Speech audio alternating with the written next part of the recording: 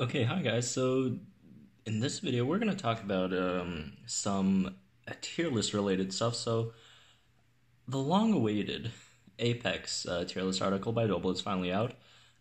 We've been planning this for a while, but it's finally out. So let's go for it. I haven't really read too much into it, but I skimmed through it and I trust Double a lot on his instincts and his thought process for stuff. He was obviously really an important person when or a team member during the tier list discussion. And before we get into that, just a quick shout out to our team, Dwebble, Brian, Rebecca. I almost shouted out myself, which would have been weird. Triceratops, JGS, Jeng Tang, Jacqueline, CH, or C Hayes, 99, Professors, Antithesis, Merity, Nathan. So that's from our Meta Hub team, and also Lego Man and Pokefodder for also participating as well at times. So, that's the tier list team. And this article goes over some, thought process behind these, the placements of these dinos in the Apex tier. And as you can see, he really dug into it, like each of these dinos. A lot of, anyways, let's just get into this. So, what I do like about this article is he kind of, to the best of his ability, separated these dinos into certain categories. So we got the Bruisers, Tanks, Tank Busters, the Speedy dinos, and then these two. So, yeah, let's talk about the tanks first. Ankylosaurus, it's a really solid tank. As a Double writes there, there's a lot of utility to the team play that a lot of other dinos don't bring. It's really hard to replace Ankylosaurus, although Ankylosaurus isn't a necessary team member. It's really hard to find anything else that does what Ankylosaurus does. Like most notably, the swap in invincibility against stuff like Indominus Rex or Earlodominus that helps a lot. Even like other high damaging moves like Distracting Rampage from Utarenax, it could also negate that damage by just simply swapping in. And also the synergy with Dracorex Gen 2 makes it really a fabulous tank. A lot of people do say Ankylosaurus, they think it's underpowered, its damage is low, and that's true, but the utility it brings really overrides the downsides of the low damage. I mean, for as much as it does, I think its damage is already fine. Alright, next let's talk about Stegosaurus, and he also had a whole chart with all these tanks laid out. The higher HP tanks. These are Tragos in here, Alankylos is in here. They're more different. So just comparing these for a purpose of a tank, Notepad Titan obviously has the best tank stats. 108 speed is good, also over 5k HP and 40% armor. All the other over 5k HP dinos, Brachy has 10% armor, Stegosaurus has 30% armor, Gigaspikesaur is under 5k, actually severely under, but has 40% armor, which helps it in that case. Also 109 speed is really, really good for Gigaspikesaur. But Notepad Titan's biggest problem is its damage is kind of lacking in comparison to the other ones. And Stegosaurus, this is the one most commonly used just because of how easy it was to level up in previous updates. This one does okay-ish damage. It is the slowest of them all, which is a problem, but a lot of people still use it because they've just leveled it up a lot from previous patches, and it's not a bad dino. It does decent damage to the Rampage.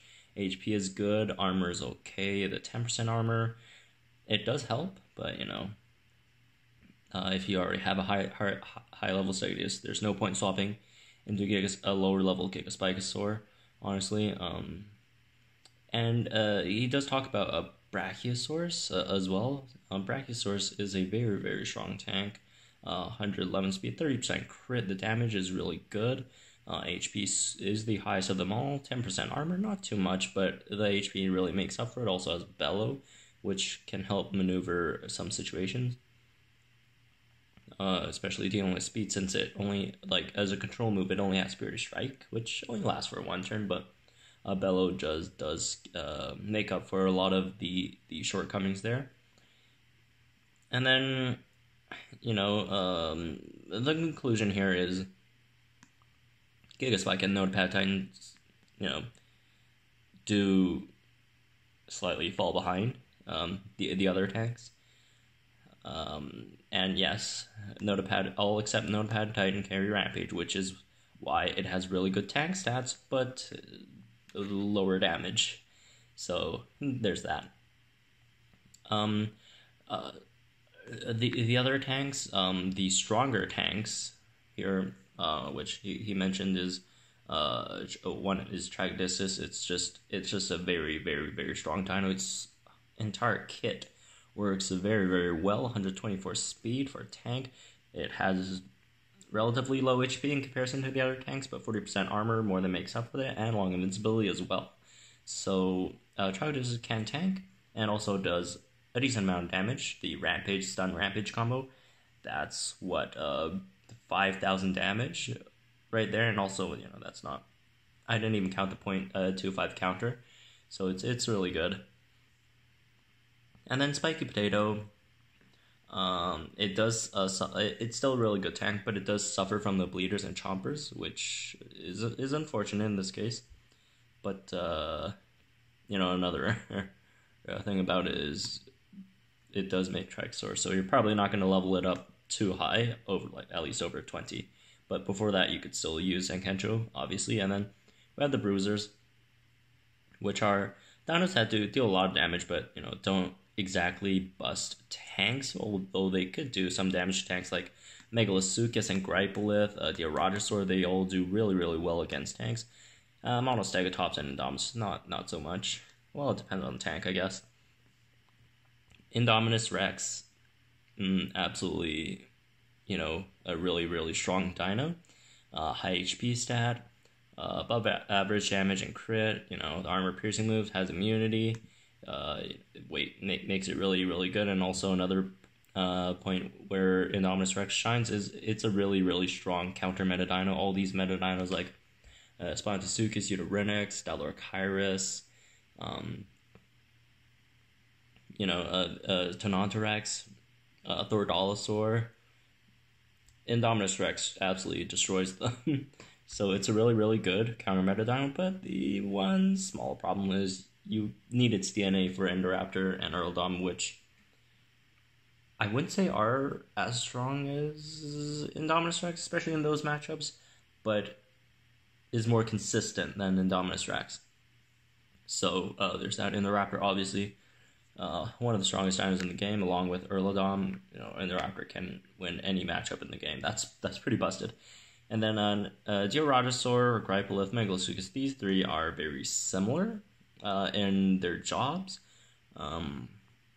This thing, the Gripelith, it's not the greatest dino, and Dioraja and Megalosuchus, like these three counter attackers aren't really great in the meta at the moment, but they do have their niche uses. Gripelith, where it shines that 3 times damage per turn, is pretty busted, as long as it survives, and it does have decent tank-ish stats.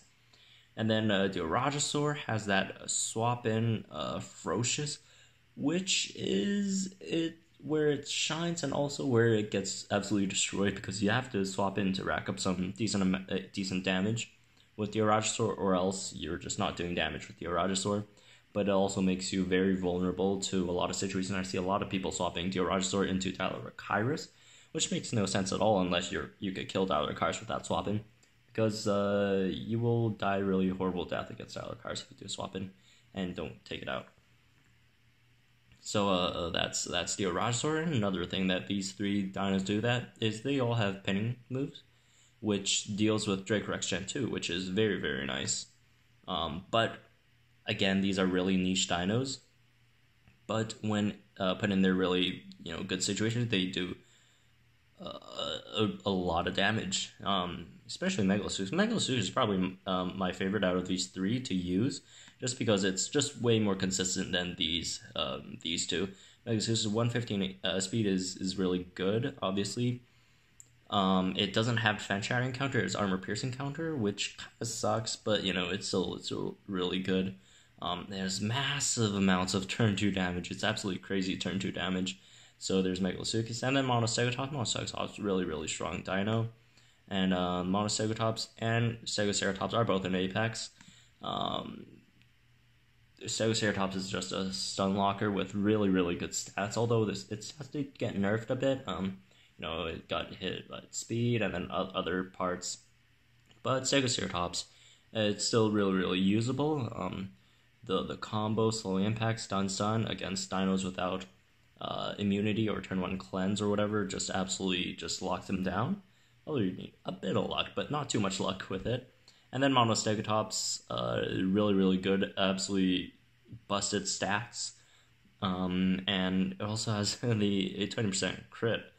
And, the null impact helps a lot in this, not this meta, in higher tiers, I guess, against particular dinos.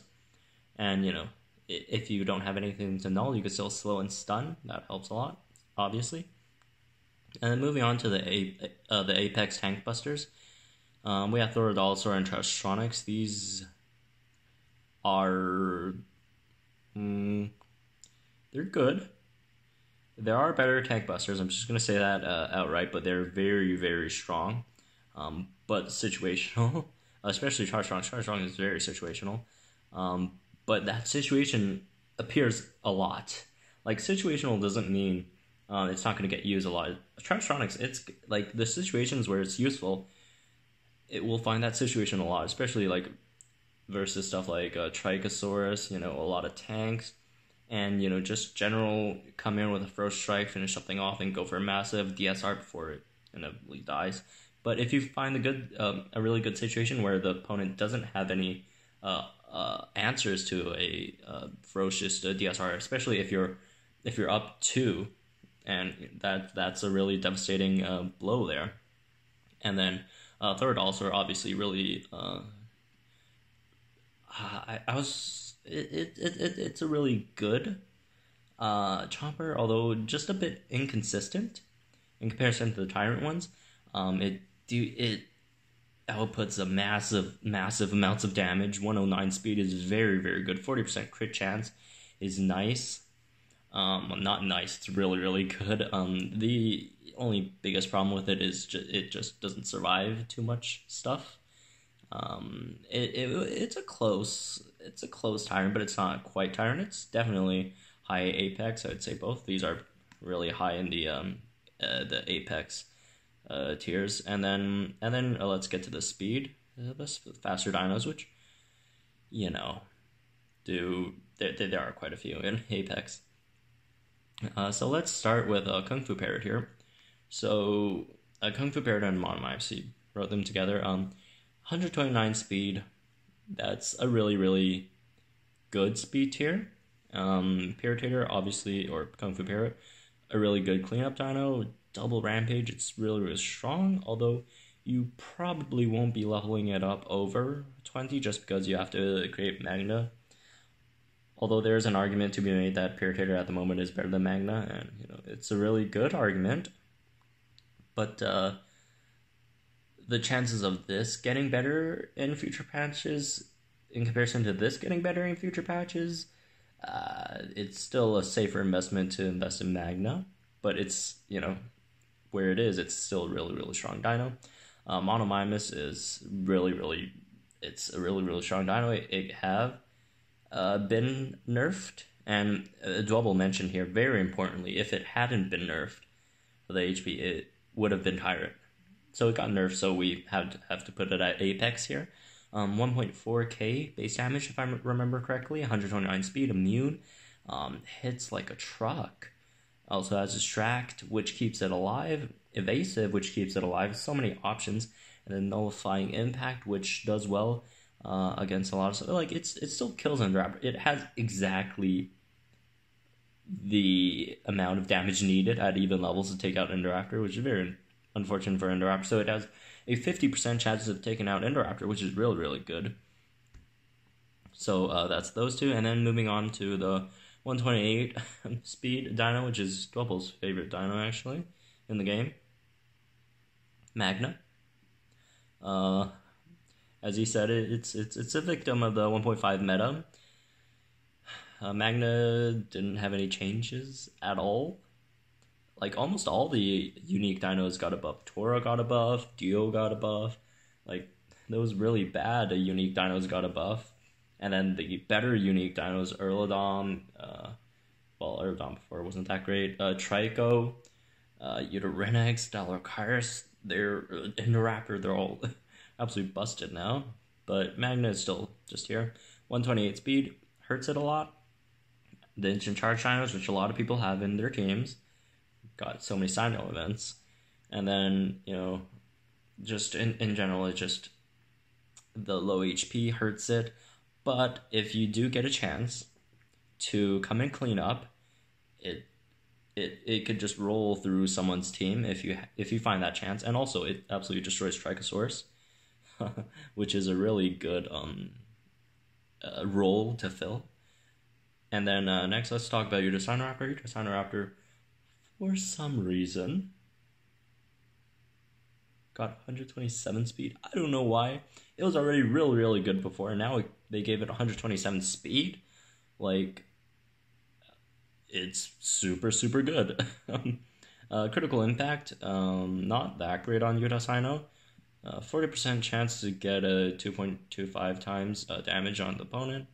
Non-armor piercing, but it's still better than just impact, obviously, but it's not the best impact, I'd have to say. But it's a really strong dino. Just how it can chain its moves, especially now that instant charge has a 1-turn delay. Just how it could chain its moves into each other. It's a super strong dino.